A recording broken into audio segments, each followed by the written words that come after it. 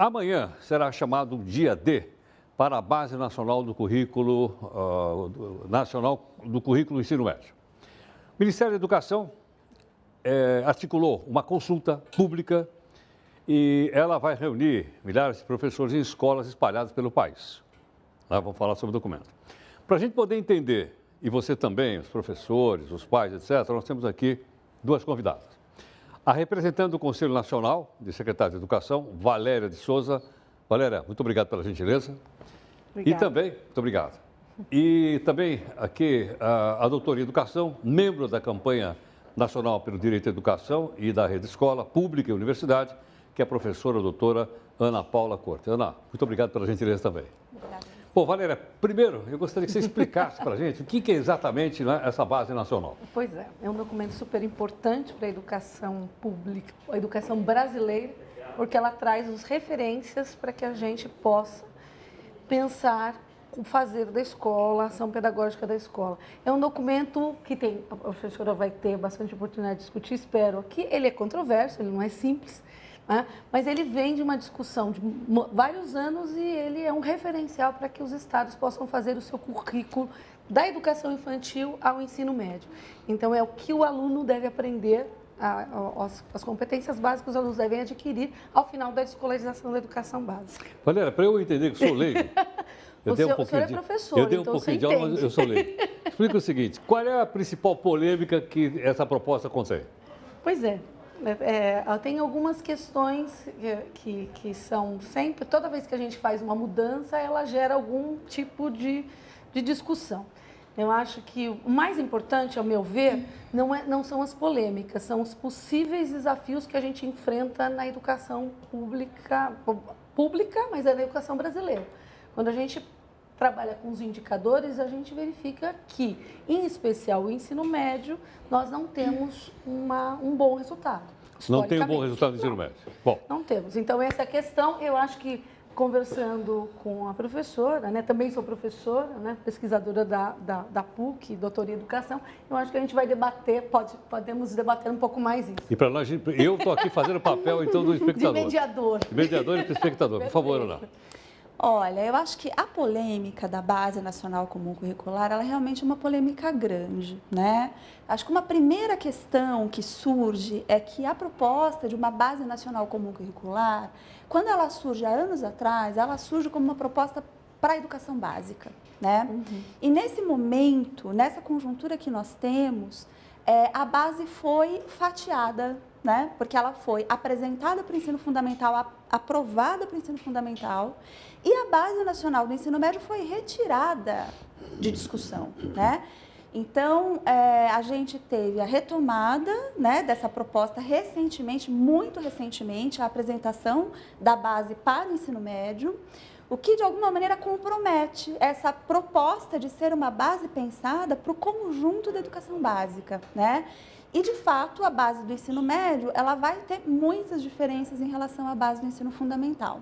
Uma diferença que eu gostaria de ressaltar é o próprio desaparecimento das disciplinas na Base Nacional Comum Curricular para o ensino médio, né? Então, acredito que esse é um dos pontos bastante polêmicos e a gente acredita que a base foi retirada de discussão justamente porque foi apresentada uma reforma do ensino médio a partir de uma medida provisória, né, do governo Temer, que, a nosso ver, é uma medida extremamente autoritária.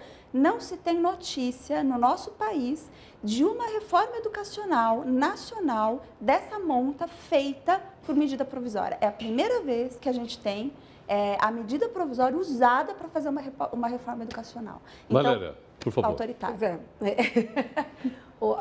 A questão que eu trouxe no início, eu acho que não responde totalmente, mas ela traz uma discussão que eu acho importante, porque o legal é a gente ter o debate e olhares diferentes para uma mesma questão. E sempre tem, como historiadora, a gente sabe que são diversos, e o senhor também, historiador, sabe que são diversos olhares. Mas a questão principal é a seguinte: que ensino médio que nós temos hoje no Brasil? Será que o ensino médio hoje responde às questões colocadas para esses jovens que estão hoje na escolarização? Porque quando a gente estava na sala de aula, nem vou falar quanto tempo, a gente, pelo menos para mim, a professora é mais nova, mas na minha época, o ensino médio tinha um significado. A gente acabava fazendo o ensino médio, porque era importante, mas não questionava muito o sentido e o significado dele. Era uma passagem que a gente tinha que fazer. Uma passagem para a universidade, para tentar a universidade, é isso? Ou o mundo do trabalho. Ou o mundo do trabalho. Agora, você tem essa passagem, mas só que os alunos cada vez mais estão questionando que ensino é médio é esse que responde à minha vida. Então, hoje, ele, como ele está, ele não responde. Ele é um ensino médio fragmentado, com 13 disciplinas, um olhar, gavetas de conhecimento e que não prepara esse jovem para esse mundo que a gente está vivendo hoje. Então, eu entendo até algumas perspectivas que você coloca, penso que o documento da BNCC, ele traz um contínuo da educação básica, sim. A questão da legislação e da própria mudança da LDB veio para trazer alguns aspectos de mudança do ensino médio. Vão resolver todos os problemas? Não. Mas eu penso que do jeito que está também, a gente tem que repensar esse ensino médio. Ana, por favor. Olha só, de fato, eu acho que o ensino médio que a gente tem não é, né, o ensino médio que a gente quer. A grande questão, Valéria, é achar que o problema do ensino médio é um problema de currículo. Aí não é só isso. Não, eu acho que é muito pouco a questão curricular o problema do ensino médio. E aí o que eu queria trazer é o seguinte, a gente tem fartos dados mostrando, inclusive para o estado de São Paulo, foi meu tema de doutorado, estudar a expansão do ensino médio, né? A gente tem fartos dados mostrando que os problemas do ensino médio são estruturais. Né? Eles dizem respeito, são estruturais, eles não são de currículo. Né? Eu diria, inclusive, que a ideia de uma base, ela parte de um pressuposto, do meu ponto de vista, equivocado. Qual é o pressuposto? Nós não temos um currículo. Ou nós não temos um currículo nacional. Isso não é verdade. Nós temos um currículo nacional há pelo menos 20 anos. No caso de alguns estados, como é o caso do estado de São Paulo, nós temos um currículo muito detalhado há 10 anos, tá? Um currículo que tem um sistema apostilado, com uma sequência didática, né? Bastante detalhada, com uma avaliação de larga escala, claro, né? No final desse processo, para mensurar o quanto esse currículo padronizado é implantado ou não, né? E há 10 anos a gente tem a implantação dessa política. Eu pergunto, o ensino médio paulista melhorou? Bom, Valéria, pode responder ou não? É que ela fez uma pergunta. Tá, então vamos lá. De uma perspectiva, você tem toda a razão. Não é uma base curricular que vai resolver todos os problemas, não é a Base Nacional Comum Curricular isolada. E os currículos que vão resolver o problema do ensino médio. Eles são estruturais e são complexos mesmo, você tem toda a razão. Só que, qual é o grande desafio para a gente discutir a questão da Base Nacional Comum Curricular? São Paulo, sim, tem um currículo estruturado há 10 anos, tem certos avanços no ensino médio, mas isso isoladamente não dá conta.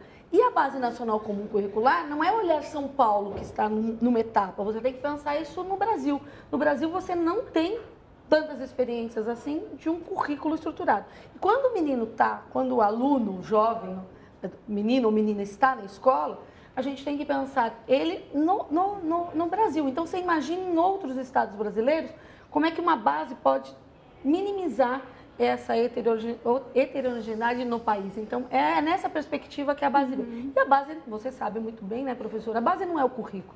A base é um referencial nacional para que os estados, no caso do ensino médio, e os municípios, no caso do fundamental, da educação infantil até fundamental, tenha condições de fazer o seu referencial curricular. Concordo que a questão do ensino médio é muito mais complexa do que apenas o currículo, mas eu acho que a Base Nacional Comum é um passo para que a gente pense esta reforma do ensino médio. Ana. Olha, não, eu entendo o que a Valéria coloca, né? Mas eu gostaria de trazer um outro elemento, que é o seguinte, Valéria, nós sabemos, né, os gestores, inclusive, sabem disso, que os problemas do ensino médio são problemas estruturais. Em São Paulo, a gente teve uma expansão, né, de matrícula sem nenhuma base física, né? O ensino médio foi sendo colocado nas escolas naquilo que sobrava do ensino fundamental. Não é à toa que até 95, o ano de 1995, em São Paulo, por exemplo, 75% das matrículas do ensino médio eram no período noturno. Por quê? Agora a gente Porque era inverte a onde lógica. cabia aluno, né? Então, a expansão foi feita de uma maneira precária. O que a gente tem hoje no ensino médio é uma falta de estrutura. O que eu estou chamando de falta de estrutura? A gente tem uma carreira docente pouco atrativa, pouquíssimo atrativa. Um professor hoje da rede estadual, me corrija se eu estiver errada, com uma jornada de 40 horas, ganha cerca de R$ 1.900. Vou né? corrigir, hein, professor? Tudo bem. Vamos lá. Quanto ganha? R$ 1.900. Por quantas horas? 40 40 horas semanais, né? E a gente sabe que as condições de trabalho são extremamente complexas, com muitos alunos em sala de aula, etc. Em cada 10 escolas, aí falando em termos de Brasil, né? 6 escolas não têm quadra poliesportiva para que os alunos possam fazer educação física, né? A gente tem, no caso do ensino médio, 60% das escolas que não têm laboratórios de ciências. Você está falando no Brasil. Do Brasil. E os 40% escolar. censo escolar. E os Tá. 40% das escolas que têm laboratórios, nós sabemos que a grande maioria desses laboratórios estão fechados por falta de equipamentos, por falta de manutenção. Os prédios escolares estão abandonados, eles estão numa situação física extremamente precária, as carteiras, né? Então, as verbas de manutenção da escola é muito baixa. Então, assim, a grande questão, a crítica que eu faço ao discurso da Base Nacional Comum Curricular é que se vende para a população de uma maneira enganosa de que agora sim nós vamos resolver o problema do ensino médio. Isso não é verdade. Agora, para responder, vai mudar alguma coisa ou não, Valéria? A Base Nacional Comum Curricular, isoladamente, ela não traz os milagres para o ensino médio. O que a Base Nacional Comum Curricular vai fazer, não só para o ensino médio, é trazer uma base para o Brasil inteiro para que a gente tenha mais equidade. Essa é a questão. O que a professora está trazendo são questões muito mais estruturais que têm a ver com carreira docente e tem a ver com infraestrutura na escola. Quando a professora coloca o exemplo da expansão do atendimento do ensino médio, isso foi realmente uma questão nacional.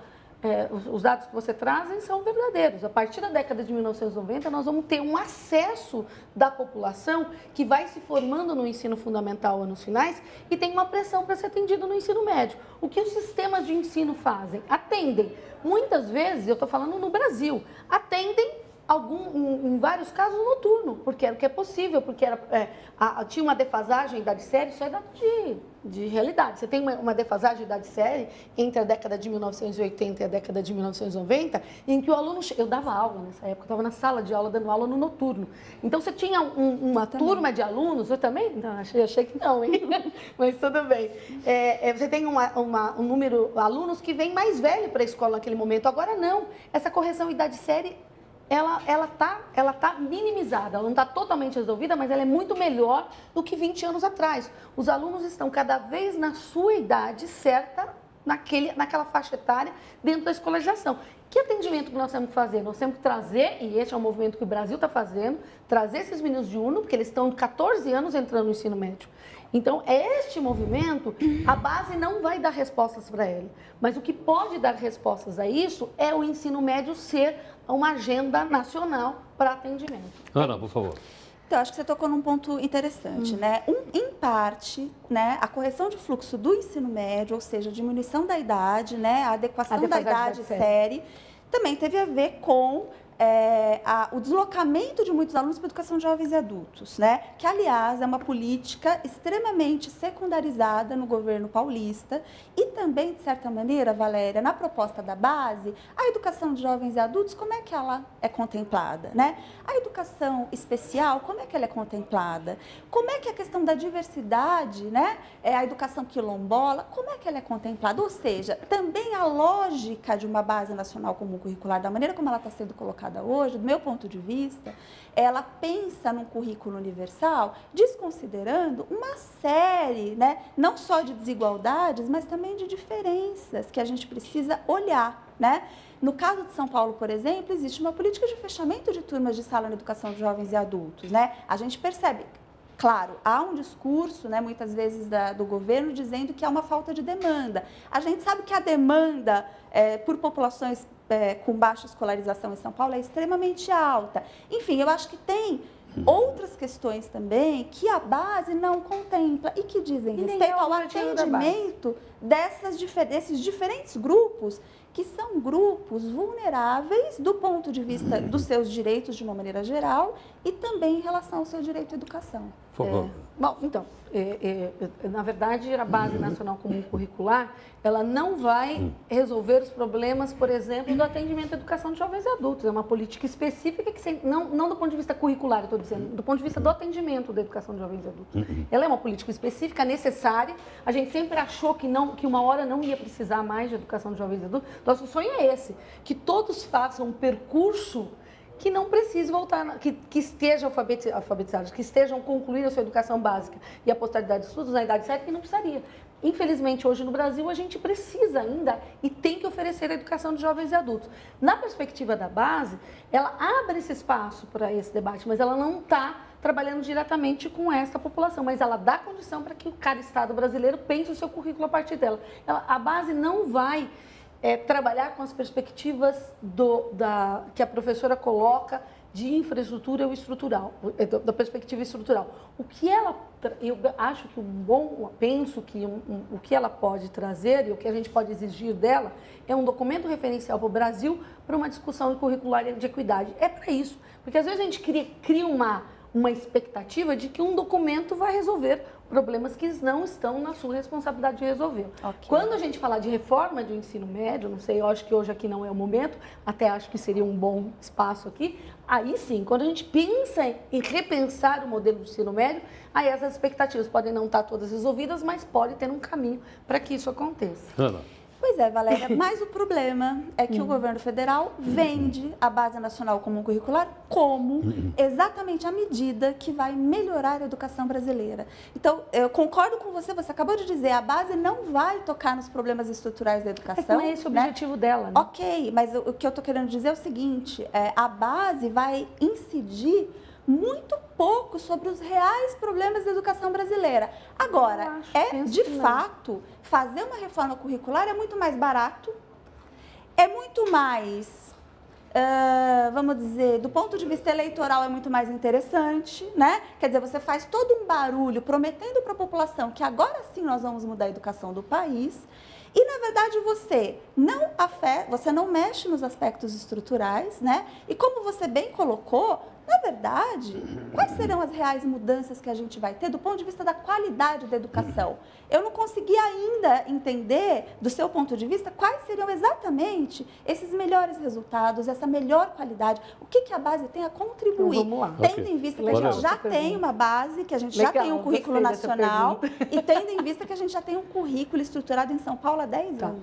Bora, quanto tempo nós temos? Não temos mais tempo, mas não vou responder a pergunta da Ana. Mas eu acho o seguinte, acho que a presença de vocês aqui, nessa conversa franca, assim, nesse diálogo, porque os professores vão debater isso amanhã. Amanhã vai ser muito legal, eu vou estar em escola. Então, a nossa ideia era trazer vocês aqui até para servir como start dos debates, discussão amanhã. E um pouco da nossa discussão vai acontecer no ambiente da sala de aula, que vai ser muito interessante. Sim, acho esse espaço de diálogo. Bom, eu queria agradecer, queria pedir só um instantinho que eu gostaria que vocês depois assinassem ali o nosso tabloide das personalidades que vêm aqui. Imagina, que honra! Muita honra! Não é, professora? Só um instantinho, por favor. Muito obrigada. Bom, nós queremos então agradecer a presença dos dois professores aqui. Nós acho que os pais estão interessados, os professores estão interessados, a comunidade como um todo está interessada. Obviamente, como foi lembrado aqui, nós estamos dentro do ambiente eleitoral, não dá para esconder, né? O próprio Faísca, que a gente brinca aqui no jornal, se lançou candidato, né? Está lá na ponta da pesquisa, enfim. É um momento da sociedade brasileira como um